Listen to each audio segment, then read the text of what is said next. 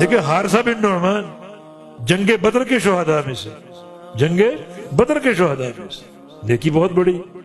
نیکی بہت بڑی شہادت، وہ بھی جنگ بدر کی، جہاں مقابلے کا دشمن ابو جہل تھا، اس امت کا فرعون،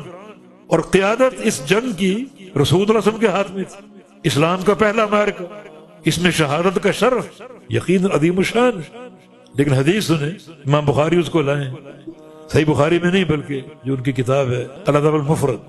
کہ نبی علیہ السلام نے جنت سے قرآن پڑھنے کی آواز سے، جنت سے قرآن پڑھنے کی آواز سے، فرمایا کہ آواز حارثہ بن نعمان کی، حارثہ بن نعمان کی آواز، اور ساتھ ہی فرمایا کہ کذالک البر کذالک البر کذالک البر، ماں کے ساتھ حسن سلوک کا یہی فائدہ ہے، یہی نتیجہ اور یہی صلہ ہے، یہی ثمرہ ہے، جو بچہ ماں کے ساتھ حسن سلوک سے پیش آئے اس کا یہی صلہ ہے، یہ ثمرہ اس کو یہی ملے گا۔ کون حارثہ؟ جو شہدائے بدر میں سے، مانا یہ فضیلت ان کو جو ملی بدر کی شہادت کی بنا پر نہیں بلکہ ماں کی خدمت کی بنا پر۔ اللہ کے نبی نے فرمایا کذالک البر، جنت میں جو قرآن پڑھ رہا ہے اور آواز میں نے سنائی، ہم تک پہنچائی تاکہ ان کا شرف واضح ہو جائے، یہ کس بنا پر؟ کذالک البر، ماں کی خدمت اور حسن سلوک کا یہی صلہ۔